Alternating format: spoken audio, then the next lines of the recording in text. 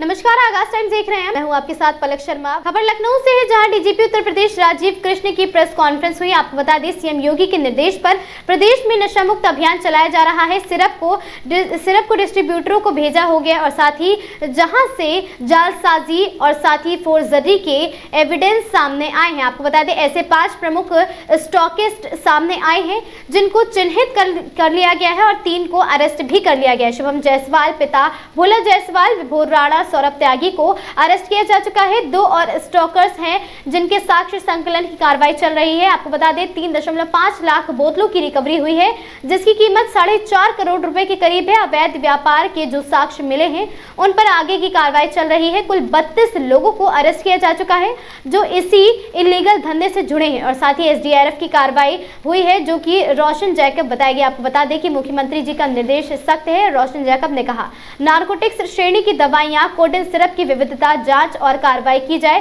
और साथ ही ट्रामाडोल, आईपीडोल, इस पर क्वालिटी देना चाहूंगी और साथ ही यह प्रतिबंधित दवाएं हैं और साथ ही प्रिस्क्रिप्शन पर यह दवाएं दी जाती हैं। कोडेन सिरप रखना और बेचना गलत नहीं, लेकिन प्रिस्क्रिप्शन पर दी जाएगी। और साथ ही समस्या तब है जब थोक में सप्लाई होती है, उसके दस्तावेज नहीं होते हैं कि कोडेन सिरप को लेकर मध्य प्रदेश में दुखद घटना हुई थी, इसका कोई उससे कनेक्शन नहीं है। उसकी जांच होकर पुष्टि हो गई है और साथ ही लाइसेंसिंग अथॉरिटी होने के नाते विभाग की जिम्मेदारी यह थी और साथ ही होलसेलर को जिम्मेदारी देती है, उसका पालन किया जा रहा है। नारकोटिक्स ब्यूरो ग्वालियर में सबसे ज्यादा कोडेन किंग सिरपों कंपनियों को जा रही थी, उसके बाद में फर्म को भी देखा गया और साथ ही सप्लाई के प्रमुख चेन को भी हमने देखा है। 40 जनपदों में 300 से ऊपर 2 विक्रेताओं की जांच हुई है।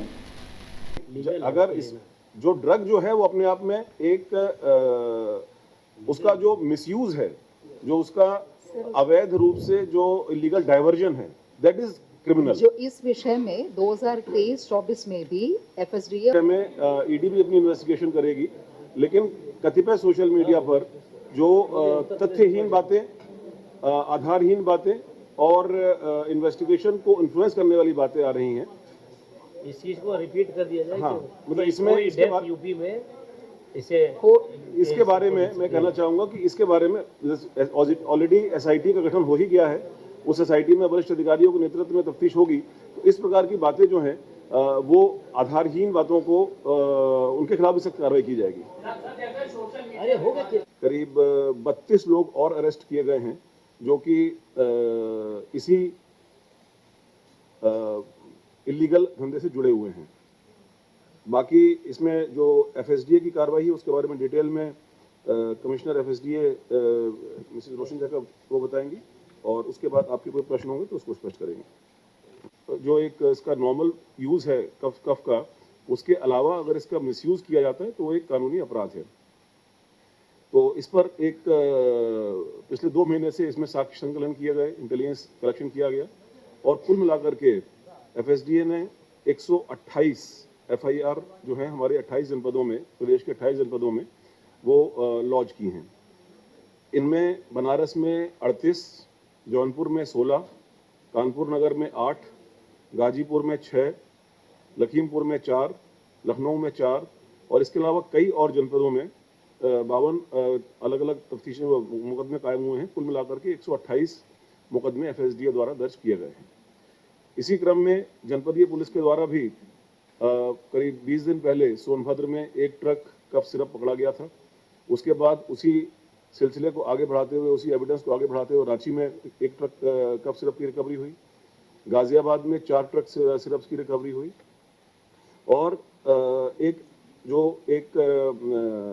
नेटवर्क था पूरा, उस नेटवर्क की फाइनेंशियल ट्रांजैक्शंस, उस नेटवर्क के फाइनेंशियल लिंकेजेस, उनको एस्टेब्लिश करते हुए उन पर इन्वेस्टिगेशन की कार्रवाई चल रही है। किसी भी ड्रग्स की, किसी भी दवा की तरह से इसके भी कई सारे स्टॉकिस्ट हैं, सुपर स्टॉकिस्ट हैं, लेकिन उनमें से कुछ ऐसे हैं जो उसका अधिकृत उपयोग ना करके वो उसका अनाधिकृत उपयोग कर रहे हैं। माने कि उनके पास वो प्रॉपर डॉक्यूमेंटेशन इस तरह का नहीं दिखा पाए वो, जिसमें प्रिस्क्रिप्शन के साथ उन्होंने नीचे अपने स्टॉकिस्ट को भेजा हो, डिस्ट्रीब्यूटर्स को भेजा हो और रिटेलर्स को भेजा हो। कई तरीके की उसमें फ्रॉडुलेंट एक्टिविटीज़, जालसाजी, फोर्जरी के एविडेंस सामने आए तो ऐसे कुल 5 प्रमुख सुपर स्टॉकिस्ट जो हैं, जो इस प्रकार की गतिविधियों में लिप्त थे, उनको चिन्हित किया गया है। उसमें से 3 जो हैं वो अरेस्ट हो चुके हैं। एक ये भोला जायसवाल, शुभम जायसवाल, भोला ये बाप बेटे हैं। शुभम जायसवाल बनारस का है, उसका फादर जो है वो भोला जायसवाल है। भोला जायसवाल अरेस्ट हुआ है। दूसरा एक विभोर राणा, ये सहारनपुर का है, वो अरेस्ट हुआ है। और तीसरा सौरभ त्यागी, ये गाजियाबाद का है, ये अरेस्ट हुआ है। 2 और जो सुपर स्टॉकिस्ट हैं, उनके खिलाफ भी साक्ष्य संकलन की और आगे की कार्रवाई चल रही है। इनसे करीब अभी तक जो ये रिकवरी हुई है, करीब 3.5 लाख बोतलों की रिकवरी हुई है, करीब 4.5 करोड़ रुपए के आसपास। और इसमें जो आगे की इनके डाइवर्जन के, अवैध व्यापार के जो साक्ष्य मिले हैं, उन पर जो इनके आगे की कार्रवाई है वो चल रही है। अभी तक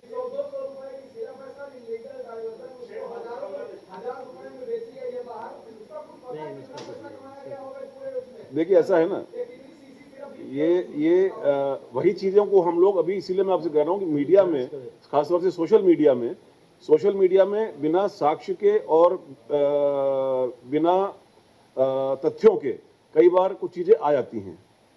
हम लोग जब कोर्ट में प्रस्तुत करते हैं या एफएसडीए कोर्ट में प्रस्तुत करता है, तो we have to have the financial investigation के एविडेंसेस कि किस बैंकिंग चैनल से या अदरवाइज वो मनी का ट्रांजैक्शन हुआ है। वो सब ट्रांजैक्शंस को वेरीफाई करते हुए ही ये नाम सामने आए हैं। जो डॉक्यूमेंट्स हैं, जिसमें मान लीजिए एक पार्टी ने जो ओरिजिनल कंपनी है, उन्होंने जो सुपर स्टॉकिस्ट को दिया, वो एक हमको उसके डॉक्यूमेंट्स मिले।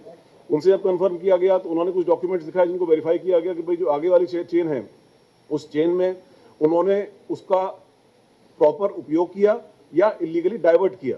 इलीगली डाइवर्ट का मतलब ऐसी भी दुकानें सामने आई हैं जिसमें जिस दुकान को दिया जाना बताया जा रहा है, वहां पर कोई दुकान एग्जिस्ट नहीं करती है, वहां पर कोई स्टोरेज नहीं है, वहां पर कोई डॉक्यूमेंटेशन नहीं है कि वहां पर कोई ठेले वाला है, उसके नाम पर ये दवा का आगे का कंसाइनमेंट भेजा गया। तो मीनिंग देयर बाई कि जो ये मेन लोग हैं, ये इसको इलीगली डाइवर्ट कहीं और कर रहे थे और उस चैनल से, उसी जहां पर डाइवर्ट कर रहे थे, वहां से पैसा आ रहा था, पेपर पर इनको दिखा रहे थे। तो ये एक पेन टेकिंग प्रक्रिया है। Evidence collection is a pain taking process. उन सभी एविडेंसेस को हम लोग कलेक्ट कर रहे हैं और जैसे जैसे नाम सामने आ रहे हैं उनके खिलाफ कार्रवाई होगी। एफएसडी नहीं, नॉट टू ये मैंने शुरू में ही किया था। वो जो कफ सिरप है उसमें, और एक कोडीन लाइसेंस्ड ड्रग है और उसमें कोई नकली दवा नहीं है, केवल इसमें लाइसेंसिंग जी थोक में व्यापार पे विषय है बिना पेपर। ईडी ने भी इस मामले को टेकअप किया है।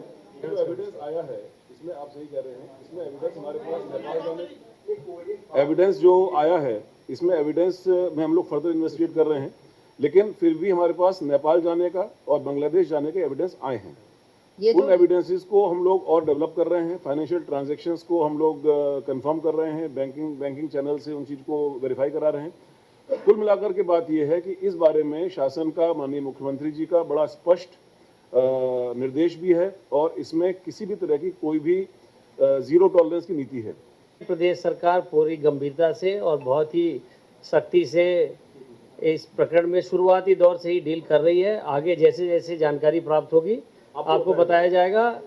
इसी क्रम में माननीय मुख्यमंत्री जी ने यह भी निर्देशित किया है कि इस पूरे, चूंकि कई जिलों, 5-7 जिलों में फैला हुआ है, तो बेहतर कोऑर्डिनेशन के लिए स्टेट लेवल पे भी एक एसआईटी, एक आईजी लेवल के ऑफिसर के द्वारा अध्यक्षता में बनाई जाएगी, जो इस पूरे मामले को कोऑर्डिनेट करेगी। बहुत सारे तो इसमें एफएसडी के विभागीय मंत्री जी, माननीय मुख्यमंत्री जी के निर्देश ये था, सख्त निर्देश ये था विभाग के लिए कि नारकोटिक श्रेणी की दवाइयाँ और कोडीन युक्त कफ सिरप, इसकी अवैध डाइवर्शन की विधिवत जांच और कार्रवाई किया जाए। तो नारकोटिक श्रेणी की दवाइयाँ मतलब टैबलेट्स है, जैसे ट्रेमाडोल, अल्प्राजोलम, और कोडीन युक्त कफ सिरप। इसमें मैं शुरू में क्लैरिटी एक देना ज़रूर चाहूँगी कि इसमें प्रतिबंधित दवा नहीं है। जैसे सर ने बोला, एक शेड्यूल एच प्रिस्क्रिप्शन ड्रग है जो कि प्रिस्क्रिप्शन पे देना है। कोडीन रखना या उसको बेचने में कोई गलत नहीं है, वो बिल्कुल विधिक है। समस्या केवल तब है जब थोक मात्रा में सप्लाई करते हैं और उसकी सपोर्टिंग डॉक्यूमेंट्स नहीं रहता है, जैसे परचेस और सेल की आवश्यक प्रपत्र जब नहीं रहता है, तब लाइसेंसिंग अथॉरिटी के तौर पे एफएसडीए इसको वो गलत मानते हैं। तो और दूसरा एक और कंफ्यूजन देखा है इस बीच में कि जो पीडियाट्रिक कफ सिरप को लेकर एक दुखद घटना जो मध्य प्रदेश में हुआ था जिसमें कुछ बच्चों की डेथ हुई थी, उसमें और इसमें कोई कनेक्शन नहीं है। उसकी जांच अलग से हो चुकी है और ऐसे कोई भी जानलेवा जो पीडियाट्रिक कफ सिरप है यूपी में नहीं मिला। वो सभी जनपदों में और कई सारे ब्रांडों की जांच होकर वो पुष्टि कर चुकी है। अब कोडीन वाले में जैसे मैंने कहा, लाइसेंसिंग अथॉरिटी होने के नाते विभाग की जिम्मेदारी ये था कि जो होलसेलर्स को लाइसेंस देती है उनके द्वारा शर्तों की पालन किया जा रहा है कि नहीं, और जो वो माल प्रोक्योर कर रही है उससे संबंध में उनके पास परचेस और सेल की पेपर्स है या नहीं, इसी की पुष्टि। कोई भी विषय है तो उसको सोर्स से लेना है। तो जैसे सर ने अभी बताया, हम लोगों ने नारकोटिक ब्यूरो ग्वालियर में और जो प्रमुख वहां पे देखा गया कि कोडीन का कोटा सबसे ज्यादा किन किन कंपनियों को जाते हैं, तो जो कंपनियां हैं उनकी मैन्युफैक्चरिंग फर्म्स को फिर देखा गया है, जो कि प्रमुख रूप से हिमाचल की पांवटा साहिब और बद्दी इलाके में है और रुड़की में है। तो इन जगहों पे टीम्स गया और वहां पे देखा कि यूपी की प्रमुख सप्लायर्स कौन है, और सप्लायर के लेवल पे जैसे सुपर स्टॉकिस्ट है जिसकी मेन डिस्ट्रीब्यूशन गोडाउन्स रहती है, उन गोडाउन्स की फिर चेकिंग हो गई। सूचना के, और इसमें पानीपत भी है हरियाणा जिसमें बड़े गोडाउन है एक पर्टिकुलर कंपनी का। उसके अलावा रांची में भी टीम भेजा गया, जैसे सर ने कहा कुछ इंटेलिजेंस गैदरिंग हम लोगों ने किया। तो जो जो सप्लाई की प्रमुख स्रोत थे वहां सब टीम्स भेजकर जो चीजें पुष्टि हुई उसको लेकर फिर हमारे करीबन 40 जनपदों में 300 के ऊपर थोक विक्रेताओं की जांच हुई, जिसके क्रम में 28 जनपदों की 128 FIR दर्ज की गया। इसमें विशेष यह ध्यान दिया गया है कि कोई भी छोटे व्यापारी पे कार्रवाई ना हो, क्योंकि हम लोग को रिटेलर्स पे कार्रवाई करने का मंशा नहीं था। हम लोग इसके पूरे चैनल को शुरू से लेकर चला है, जैसे मैन्युफैक्चरिंग फर्म है उसके आगे फिर उसकी जो मार्केटिंग कंपनी है और उनका जो स्टॉकिस्ट है जो बड़े गोडाउन से, वहां से फिर बड़े थोक व्यापारी, फिर उसके बाद छोटे थोक व्यापारी और फिर रिटेलर। तो रिटेलर तक पहुंचने से पहले ही जहां पे कड़ी टूट जा रही थी, जैसे आइदर भारी मात्रा में माल गया है और उसके समर्थन में उनके पास कोई कागज नहीं है, ऐसे को चिन्हित करके कार्रवाई किया गया है जिससे कि नेक्सस को तोड़ा जा सके। और इसमें जो नेटवर्क्स आए, जैसे सर ने कहा, प्रमुख रूप से जैसे जनपदें आप लोगों को मालूम है, बनारस और उसके बाद गाजियाबाद, फिर कानपुर, लखनऊ, ये प्रमुख नोड्स के तौर पे निकल आई है, जिस पर फिर हम लोगों ने कार्रवाई किया है। जिन्होंने मैन्युफैक्चरिंग किया है, हालांकि मैन्युफैक्चरिंग कंपनी के भी इसमें ऐसा नहीं कहा जाएगा कि दवा बनाना कोई गलत है, मगर जिनके स्ट्रीम को जांचा गया है वो एबॉट कंपनी की फेंसिडल सिरप है। फेंसिडल और न्यू फेंसिडल दो नाम से एबॉट कंपनी की सिरप है, और दूसरा है एस्कॉफ नाम से लेबोरेट कंपनी की सिरप है। फिर एक 3B है, 3B कंपनी जिसका बायोहब नाम से जो मार्केटिंग चेन है, इथिका, उसकी भी जांच, बायोहब कंपनी भी, उसकी भी जांच हुई। और लास्ट में है आरपाइक और इथिका जिसकी हेडक्वार्टर लखनऊ थी, और उनमें भी ग्लोबिन और शुभम नाम से दो कंपनियों से जो माल बनाया गया है, जिन्होंने इथिका ने डिस्ट्रीब्यूट किया। ऐसे 4 प्रमुख चैनल्स को हम लोगों ने देखा है। इन चारों चैनल में जो भी वायलेशन बड़े पैमाने पे मिला है उसी पे कार्रवाई किया है।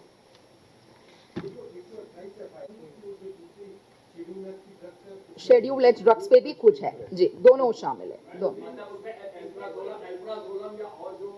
ट्रेमाडोल, यस जी, वो भी जांच है जी जी। सभी मंशा केवल कफ सिरप की नहीं थी, मंशा यही थी कि जो नशे के रूप में दुरुपयोग किया जा सकता है, ऐसे चीजों की अवैध डाइवर्शन को रोका जाए, यही मंशा है।